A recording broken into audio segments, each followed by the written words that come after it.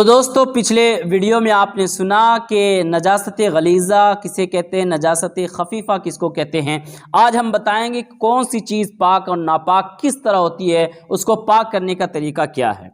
तो दोस्तों हराम जानवरों का दूध नजिस है, नापाक है। अलबत्ता घोड़ी का दूध पाक है, लेकिन उसका पीना इस्तेमाल करना जायज़ नहीं है। चूहे की मेंगनी नापाक है, मगर अगर गेहूं में मिलकर पिस गई या तेल में पड़ गई तो आटा और तेल पाक है। हाँ, अगर मज़े में फ़र्क आ जाए तो वो फिर नापाक है। और अगर रोटी के अंदर मिली तो उसके आस पास से थोड़ी सी अलग कर देंगे, बाकी के हिस्से में कोई हरज नहीं है। पाखाने पर से मक्खियां उड़कर कपड़े पे बैठी तो कपड़ा नापाक नहीं होगा। ये बातें बहुत सारे लोग कंफ्यूजन में रहते हैं कि गलाज़त पर से मक्खियां उड़कर के आई, कपड़े पे बैठ गई तो पाक होगा या नापाक। तो कपड़ा नापाक नहीं होगा। रास्ते की कीचड़ पाक है जब तक कि उसका नजिस होना मालूम ना हो, जब तक ये ना पता चल जाए कि उसके अंदर नजासत कोई ऐसी नापाक चीज़ है या नहीं है। तो अगर पाँव या कपड़े में लगी और बेधोए नमाज पढ़ ली तो नमाज हो जाएगी, मगर धो लेना बेहतर है। अगर छत के ऊपर जगह बजगह नजासत पड़ी है और बारिश हुई और बारिश का पानी जो बहता हुआ आ रहा है तो परनाले से गिरने वाला पानी पाक है, अगरचे छतों पे दूसरी जगह पे नजासत होने का इम्कान हो। तो जब तक बारिश हो रही है और परनाले से पानी बह रहा है तो वो पानी पाक है, और अगर पानी रुक जाए तो बाकी जो छत पे बचा रहेगा वो पानी पाक नहीं होगा अगर नजासत के साथ है तो। और बहुत सारे लोग पूछते हैं कि कुत्ता अगर बदन से सड़ जाए, कपड़े से सड़ जाए तो क्या नापाक हो जाएगा। तो मेरे दोस्तों, कुत्ते के बदन या कपड़े से सड़ जाने के बाद टच हो जाने से बदन नापाक नहीं होता। अगरचे कुत्ता तर हो, उसका बदन अगरचे तर हो, उसके बावजूद नापाक नहीं होगा। हाँ, अगर कुत्ते के बदन पे नजासत लगी हुई है और सड़ जाए तो फिर वो नापाक हो जाएगा। और अगर कुत्ते का लुआब लग जाए, थूक लग जाए तो भी नापाक हो जाएगा, क्योंकि कुत्ते का लुआब भी नापाक है। कुत्ता या वो जानवर जिसका कि लुआब नापाक होता है, जैसे सूअर, शेर, चीता, भेड़िया, हाथी, गीदड़, दूसरे दरिंदे में से किसी ने अगर आटे के अंदर मुंह डाल दिया तो अगर आटा गूंदा हुआ था तो जितने दूर में उसका मुंह लगा है उसको अलहदा कर दे, बाकी नापाक नहीं होगा। और अगर सूखा था तो जितने दूर में उसका तरी लगा है वो निकाल करके बाहर कर दे, बाकी आटा नापाक नहीं होगा। घर में रहने वाले जानवर जैसे कि बिल्ली, चूहा, सांप और छिपकली का जूठा मकरूह है कि अगर ये लोग किसी चीज में मुंह डाल दें तो उसको इस्तेमाल नहीं करना चाहिए। जिन जानवरों का जूठा नापाक है उनका थूक और पसीना भी नापाक होता है। जिसका जूठा पाक, उसका पसीना और लुआब भी पाक होता है।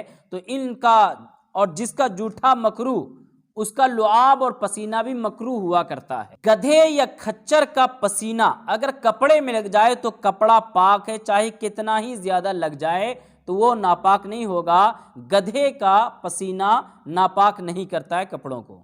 किसी के मुंह से इतना खून निकला कि थूक में सुर्खी नजर आ गई और उसने फौरन पानी पिया तो ये जूठा नापाक है, उसको पानी नहीं पीना चाहिए था। यानी खून की सुर्खी अगर पानी के अंदर आ गई, और अगर सुर्खी नहीं आई तो पहले वो कुल्ली कर ले, उसके बाद वो पानी पिए, क्योंकि वो खून जो अपनी जगह से निकल जाता है वो नापाक हो जाता है। औरत के पेशाब के मकाम से जो रतूबत निकलती है वो पाक है, वो नापाक नहीं होती है। अगर ज़्यादा कसरत से के साथ आता है तो ज़्यादा कपड़े बदल लेने चाहिए जो कपड़े में लगा है। अक्सर लोग जैसे कि पेशाब या खून जांच कराने के लिए जा रहे हो तो उनके जेब में अगर खून या पेशाब की शीशी रखी हुई है और उन्होंने नमाज पढ़ लिया तो नमाज नहीं होगी। नमाज पढ़ने वक्त उसको अलग करके कहीं पे रख देना ज़रूरी है, और ऐसी चीज़ को मस्जिद में लाना तो हराम है। मुर्दे के मुंह से निकलने वाला पानी ये हराम है, नापाक है। उपले पर यानी गाय भैंस का सूखा हुआ गोबर जला करके खाना पकाना जायज़ है। अगरचे उसका धुआं वगैरह रोटी में या खाने वगैरह में लगे तो खाना नापाक नहीं होगा, उससे खाना बनाना जायज़ है। और उपले का यानी गोबर से जो जलाने का सामान बनाते हैं उसकी जो राख होती है वो पाक है, और अगर राख होने से पहले बुझ जाए तो फिर नापाक है।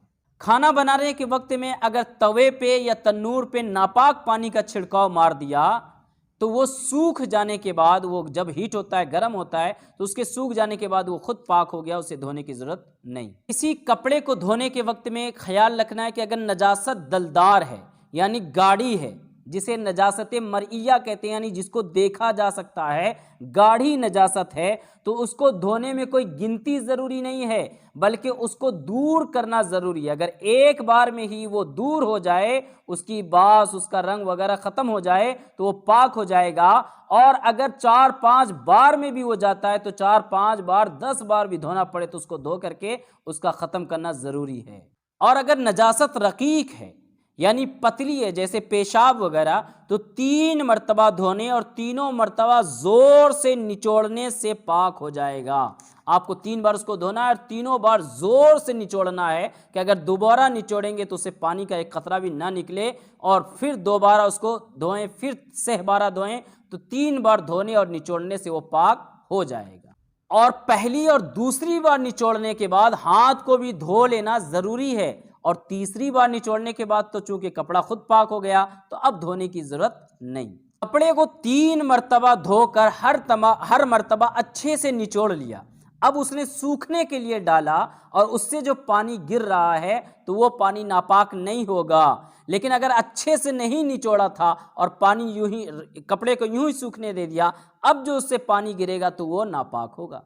अच्छा, ये निचोड़ने की शर्त तो वहाँ है जहाँ पे कि पानी कम हो, लेकिन अगर इसको बड़े हौज में या दरिया, नहर, समंदर के अंदर धोया जा रहा है या नल के नीचे भी धोया जा रहा है, तो बहुत सा पानी अगर उस पर बह गया, है ना, अगर बह गया तो अब निचोड़ना हर बार शर्त नहीं है, बल्कि बहुत सारा पानी बह गया और उसका असर ज़ाइल हो गया तो वो पाक हो जाएगा। अगर बाल्टी या वॉशिंग मशीन के अंदर पाक कपड़ों के साथ एक भी नापाक कपड़ा डाल देंगे तो पूरा कपड़ा नापाक हो जाएगा, और इस तरह कपड़ा धोना जायज़ नहीं है, बल्कि नापाक कपड़े को अलग धोया जाए, पाक कपड़े को अलग धोया जाए। नापाक कपड़े को पाक करने का आसान सा तरीका यह है कि आप नापाक कपड़ों को बाल्टी के अंदर रख दीजिए और उसको किसी लकड़ी से ऐसे दबाइए, थोड़ा सा दबा के रखिए और नल को चालू कर दीजिए।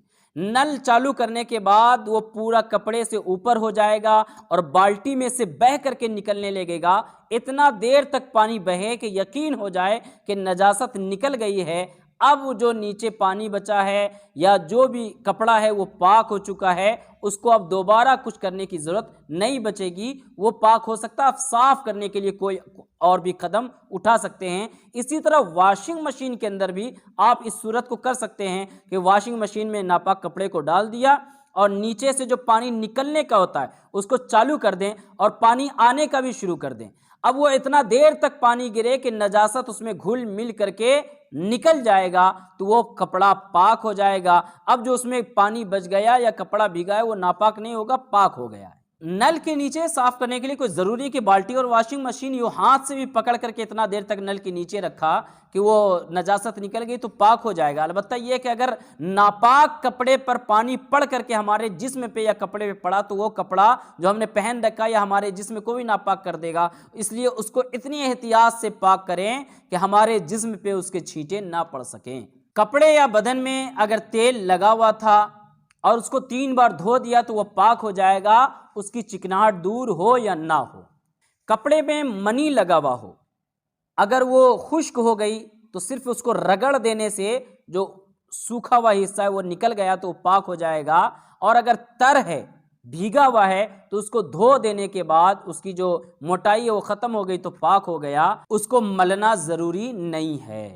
ऐसी चीज़ कि जिसमें नजासत जज्ब ना होती हो, जैसे चीनी के बर्तन, मिट्टी का पुराना इस्तेमाली चिकना बर्तन या लोहा, तांबा, पीतल वगैरह धातों की चीज़ें हों, तो इसे फ़कत 3 बार धो लेने से वो पाक हो जाता है। इसकी भी ज़रूरत नहीं कि उसे इतनी देर तक छोड़ें कि पानी टपकना मौकूफ़ हो जाए, बल्कि 3 बार धो लिया वो पाक हो जाएगा। लोहे की चीज़ें जैसे कि छुरी, चाकू, तलवार वगैरह जिसमें जंग ना हो, ना नक्शो निगार हो, नजिस हो जाए, नापाक हो जाए, तो उसे अच्छे तरीके से पोंछ लेने से ही पाक हो जाता है। इसी तरह चांदी, सोना, पीतल, गिलगिट और हर किस्म की धात की चीज़ों को भी पोंछ देंगे तो पाक हो जाएगा। और इसी तरह आईना, शीशा, शीशे की तमाम चीज़ें, चीनी के बर्तन, मिट्टी के रोगनी बर्तन या पॉलिश की हुई लकड़ी, गर्ज के वो तमाम चीज़ें जिसमें मसाम ना हो, कपड़े या पत्ते से इस कदर पोंछ लिए जाएं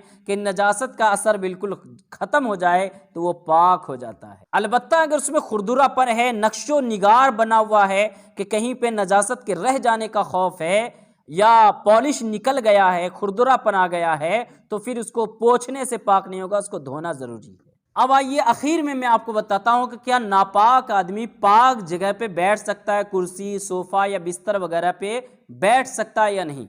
तो अगर आदमी नापाक है लेकिन उसने ऊपर से फिर पाक कपड़ा पहन लिया है और कपड़े पे कोई नजासत लगी हुई नहीं है, तो वो कुर्सी, सोफे और बिस्तर वगैरह पे बैठ उठ सकता है, उससे नापाक नहीं होगा। लेकिन अगर उससे इतना पसीना निकले कि उस पसीने से वो जगह भीग जाए और फिर वो पसीना अगर लग जाएगा तो वो नापाक हो जाएगा, उसका कपड़ा नापाक हो जाएगा। इतना ज़्यादा पसीना है कि वो जगह गीली हो जाए, तब वो नापाक होगा, वरना तो वो जगह नापाक नहीं होगी। उम्मीद है कि ये वीडियो भी आपको पसंद है। अगर चैनल को सब्सक्राइब नहीं किए तो चैनल को सब्सक्राइब कर लें और बेल आइकन को दबा दें। अस्सलामु अलैकुम वरहमतुल्लाहि वबरकातुहू।